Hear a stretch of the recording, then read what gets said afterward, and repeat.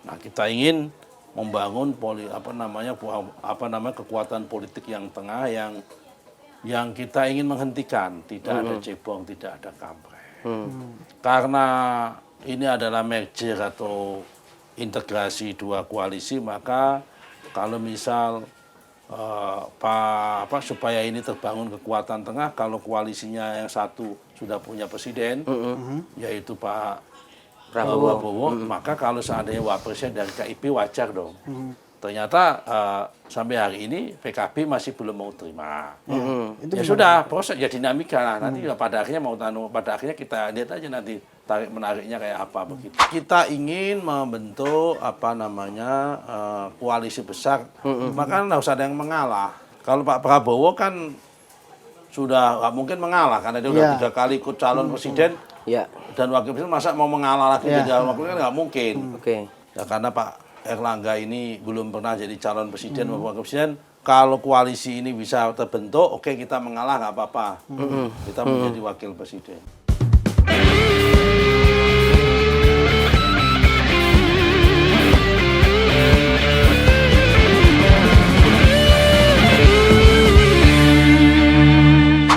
Halo sahabat Kompas.com, ketemu lagi bersama saya Tatang Guritno dan rekan saya Ardhito Ramadan. Kita ketemu di acara Kelas White Kompas.com. Gaspol ngobrol gas pasti nampol ya. Hari ini kita akan membahas, karena ini dinamika politik sangat cepat, salah satu parpol terbesar, kekuatan terbesar di pemilu 2019. Ini kita sudah menghadirkan Ketua Badan Pemenangan Pemilu Presiden Partai Golkar, Mas Nusron Wahid. Selamat siang Mas Nusron. Siang. Siap. Mas Nusron, langsung aja. Kita mau membahas soal ini Mas Nusron. Hari ini kan dinamika politiknya berjalan begitu cepat. Golkar, kemudian PKB dan Gerindra menjajaki koalisi besar. Nah ini apa Mas? Kemarin itu kan sempat disampaikan ketika dengan KIB dan di awal itu bahwa Golkar inginnya adalah Pak Erlangga itu capres. Tapi kemudian kemarin dari statementnya Mas Nusron dan beberapa kali rekan-rekan di Golkar sekarang justru ingin mendorongnya adalah Pak Erlangga cawapres dipasangkan dengan Pak Prabowo. Apa yang sebenarnya membuat daya tawar ini kemudian diturunkan? Apakah memang karena ada posisi-posisi yang susah gitu untuk kemudian memperjuangkan Pak Erlangga sebagai capres gitu? Begini ya. Kita kan sudah mempunyai pengalaman 2 kali pemilu presiden tahun 2014 dan tahun 2019 yang diwarnai dengan politiknya itu suasananya suasana polarisasi. Ya. Nah, ini membuat sebagian besar dan mayoritas penduduk dan warga negara Indonesia menjadi tidak nyaman. Nah, karena itu kita juga sebagai kekuatan partai politik ingin menghadirkan kontestasi politik yang nyaman. Nah, karena kontestasi politik yang nyaman, kita ingin mencoba menjahit kekuatan-kekuatan politik yang tidak ada di sebelah kanan dan yang tidak ada di sebelah kiri untuk kita jahit menjadi kekuatan tengah. Nah, kekuatan tengah itu tentunya dengan berbagai kalkulasi politik supaya menghindari polarisasi.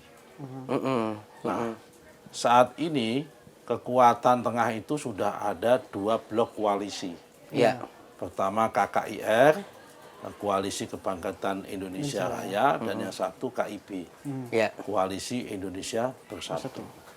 Gitu kan? Kita ingin melakukan proses integrasi, penggabungan atau merger 2 koalisi ini, sehingga bisa menjadi koalisi besar 5 partai, yaitu Golkar, Gerindra, PKB, PAN, dan P3 menjadi satu kekuatan tengah, supaya menghindari polarisasi politik seperti yang terjadi pada tahun 2014. Publik lelah, publik capek dengan polarisasi, yang satu Islam, yang satu sekuler, yang satu ini cebong, yang satu kampret, yang satu status quo, yang satu ini adalah perubahan. Padahal dua-duanya sudah mix. Ada unsur status quo di dalam dua-dua koalisi ini, juga ada unsur perubahan dengan term mereka di koalisi-koalisi yang ada itu. Nah, kita ingin membangun kekuatan politik yang tengah yang kita ingin menghentikan, tidak ada cebong, tidak ada kampret. Dan di situ formulasinya harus Pak Erlangga cawapres. Nah, sebetulnya formulasi itu gampang. Karena ini adalah merger atau integrasi dua koalisi, maka kalau misal supaya ini terbangun kekuatan tengah, kalau koalisinya yang satu sudah punya presiden, yaitu Pak Prabowo, maka kalau seandainya wapresnya dari KIP wajar dong. Ya. Itu aja konteksnya itu. Nah, kemudian ternyata sampai hari ini PKB masih belum mau terima. Ya sudah, proses ya dinamika lah. Nanti pada akhirnya kita lihat aja nanti tarik menariknya kayak apa begitu. Jadi bagi saya ini ya biasa saja. Tapi apa alasannya Pak, mengapa sekarang Golkar semacam menurunkan ekspektasi untuk menempatkan Pak Erlangga sebagai cawapres itu Pak? Kan amanat Munas sebagai capres begitu. Amanat Munas itu capres dan atau cawapres. Oke, begitu. Berarti bukan harga mati ya? Tidak harga mati, harus calon presiden juga tidak harga mati. Nah, sebetulnya ya karena tadi kita ingin membentuk koalisi besar, kekuatan besar ada di tengah ini supaya nyaman, maka nggak usah ada yang mengalah. Oke. Kalau Pak Prabowo kan sudah nggak mungkin mengalah karena dia udah 3 kali ikut calon presiden dan wakil presiden, masa mau mengalah lagi jadi wakil presiden nggak mungkin. Nah, karena itu ya sudah, ya karena Pak Erlangga ini belum pernah jadi calon presiden maupun wakil presiden. Kalau koalisi ini bisa terbentuk, kita mengalah nggak apa-apa. Kita menjadi wakil presiden. Tapi ya harus catatannya ini adalah merger dua koalisi. Dan harus saling menerima begitu. Nah, kemarin itu kan disampaikan bahwa dari Gus Jazilul itu wakil ketua umum PKB itu kan menyampaikan gini Mas, bahwa koalisi besar itu hanya sebuah wacana. Sebenarnya yang adalah KKIR yang diperbesar. Gitu. Oleh Golkar. Artinya kalau ada parpol lain yang mau bergabung dan memberikan satu paket katakanlah cawapres, ya dia harus mengikuti persetujuan mekanisme di KKIR. Nah ya, itu kan maunya Pak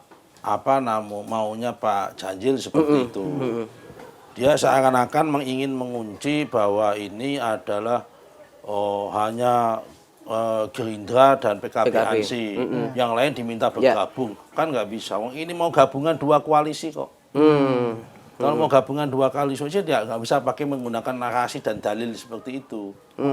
Dalilnya adalah ini bangunan keluarga, menjadi satu bangunan keluarga lagi. Jadi ada dua bangunan keluarga menjadi satu bangunan keluarga. Bukan ini keluarga terbentuk, ada anggota keluarga baru. Tidak begitu. Berarti itu yang sudah disepakati Pak Erlangga dan Caimin itu adalah itu. Nah, ini adalah semangatnya kita ingin membangun dua koalisi besar, yaitu koalisi KKIR dan KIP. Nah, sekarang tinggal lihat nanti ini, namanya kan ini proses, kan belum jadi. Yang baru sudah jadi kan ini ada dua deklarasi. Sudah tanda tangan, yaitu KKIR sudah tanda tangan dan KIP sudah tanda tangan. Bagaimana ini menjadi dua tanda tangan nanti? Kan ini proses. Saya sedang berusaha meyakinkan anggota koalisi kami di mana di PAN dan di P3 untuk yuk kita gabung menjadi satu begitu. Dengan mekanisme itu tadi bahwa paketnya kalau dari Golkar Pak Erlangga sebagai cawapres, Prabowo Erlangga gitu. Ya, itu proposal kami. Karena apa? Karena kalau koalisinya itu adalah merger dua koalisi, maka kalau presidennya dari KKIR wajar dong kalau kemudian wakilnya dari KIP. Dan anggota KIP paling besar adalah Golkar. Maka menjadi wajar dong. Saya kira gitu aja logika yang mau kita yang kita tawarkan seperti itu. Tapi seberapa yakin kemudian PAN dan P3 akan karena kan P3 sendiri sudah punya capres sendiri, Pak. Ya, kita ini kan masih ada dinamika terus-menerus. Karena sampai hari ini P3 itu kasih kita yakini anggota KIB. Ya. Kenapa? Karena anggota KIB karena dia belum pamit, belum bubar dengan kita. Karena belum pamit dan belum bubar dengan kita, masih kita anggap sebagai dia anggota KIB.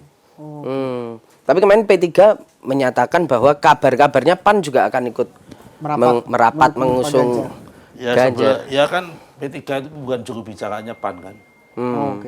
Kalau P3 bukan juru bicaranya PAN, ngapain kita tanggapi? Tapi Mas Suson masih punya keyakinan bahwa PAN dan P3 akan menerima proposal. Ya, selama dia belum mencabut keanggotaan dari KIB, kita masih yakin dong. Kecuali kalau dia sudah mencabut keanggotaan. Siap. Sama halnya ketika kita ketemu dengan PKB ya di mata PAN sama di mata P3 kan nggak kita ajak juga. Pasti dia juga gitu dong, gitu kan. Berpikir bahwa ini KIB udah bubar. Kan kami kalau ditanya kan kami datang ke sana mencoba menawarkan. Supaya kita KIB menjadi ini. Jadi kita datang ke sana membawa utusan misi KIB gitu. Siap. Mas balik lagi ke permintaan proposal dari Golkar tadi kan ingin menjadi cawapresnya Pak Prabowo gitu Pak Erlangga. Ini kita bicara terkait berbagai skenario ya Mas ya. Tapi apabila skenario yang terjadi adalah Pak Prabowo tidak memilih Pak Erlangga sebagai cawapresnya, gimana sikap Golkar nantinya? Ya itu dijawab nanti apabila pertanyaannya apabila itu nanti sudah jadi kenyataan, belum jadi kenyataan, pertanyaan sekarang ngapain? Tapi emang sudah ada misalkan plan-plan untuk kita tidak. Ya kalau saya punya plan juga nggak mungkin saya sampaikan di sini kan. Oke. Karena kan kemarin yang terakhir malah PKB ini tuh Mas nawarinnya tim pemenangan itu. Ya itu urusan PKB lah dia menawarkan seperti itu. Namanya kan juga tawaran kan, biarin aja orang menawarkan. Tapi saya hanya baru menjawab nanti. Ketika apabilanya itu menjadi kenyataan. Kita ini apabilanya belum jadi kenyataan, apa yang kita jawab? Oke, siap. Nah, kemarin juga ini Mas Suson ada yang menarik, Mbak Puan menyampaikan kode kuning ketika kemarin banyak disinggung soal siapa yang akan mendukung Mas Ganjar selanjutnya. Nah, itu gimana? Apakah Golkar tanya Mbak Puan aja. Akan mungkin ke sana aja, ada kemungkinan itu nggak sih Mas? Belum ada pembicaraan. Oh, belum ada pembicaraan. Artinya memang tapi belum ada komunikasi sampai sekarang ya Mas ya? Belum ada pembicaraan. Siap. Nah, tapi sebenarnya Mas, ketika tadi kita membicarakan soal poros tengah dan kemudian pembicaraan soal koalisi besar itu kan sebenarnya muncul ketika Presiden Jokowi kemudian mengumpulkan di PAN itu Mas. Apakah memang dari awal itu ada arahan Mas bahwa keinginan untuk koalisi besar itu adalah mengusung Pak Prabowo, artinya poros yang berbeda dengan PDIP kemudian gitu? Ya bukan, kan kita memang mencoba menjadi alternatif. Kan kita tadi mencoba untuk menjadi alternatif dari yang kanan dan yang kiri, yang di tengah. Yang di tengah ini kita konsolidir dulu. Bahwa konsolidir yang muncul ini kan figurnya yang ada adalah Pak Prabowo dan Pak Erlangga. Bagaimana kalau figur ini kita jadiin satu?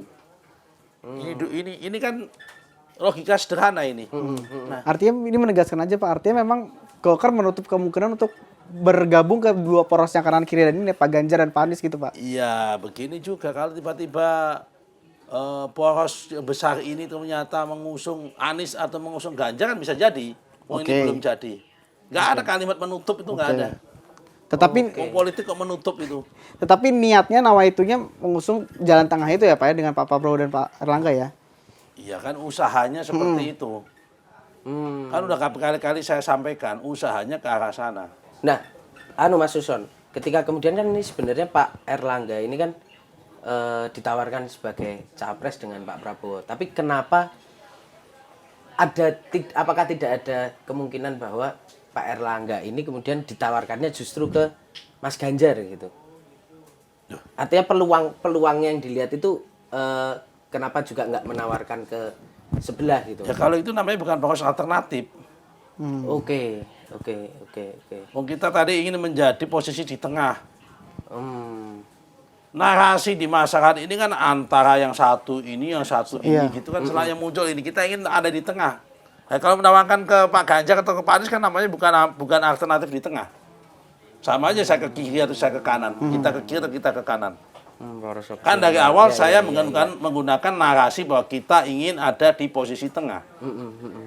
Kalau posisi tengah kan berarti memang logikanya adalah kita berusaha menjahit figur yang ada di tengah ini dalam satu front konsolidasi. Hasilnya bagaimana ya tunggu gitu. Ya. Kemarin disampaikan Caimin Mas Nusron soal kok Caimin si Mas Budi Gerindra bahwa katanya koalisi besar ini mungkin tidak lama lagi akan ada progres yang signifikan gitu. Apakah mungkin bisa disampaikan sebenarnya sejauh mana sampai hari ini proses penjajakannya? Sampai saat ini masih komunikasi intensif. Sedang menyusun langkah-langkah kerja. Soal figur ya mungkin itu dalam waktu dekat akan segera diumumkan. Oke. Tunggu saja. Oke. Berarti nggak lama ini berarti. Dalam minggu atau bulan ini Mas? Masih lama kan daftarnya masih Oktober. Mau tanya sekarang ngapain? Masih lama. Ada kekhawatiran nggak sih Mas bahwa nanti Golkar itu justru hanya akan jadi parpol yang tidak punya peran besar di masing-masing koalisi. Kalau kita berkaca ke penonton lah. Ya hanya jadi penonton. Mana ada partai politik kok penonton itu? Ya mungkin partai politik menonton itu. Artinya Golkar masih meyakini bakal punya peran besar gitu di salah satu koalisi nantinya Ya pastilah, kita partai besar. Ya, kedua. Apa kaitannya penonton itu? Kita itu ada calon dari partai Golkar atau nggak ada partai Golkar, pasti kita akan mempunyai peranan yang besar. Karena mesin kita juga mesin yang kuat.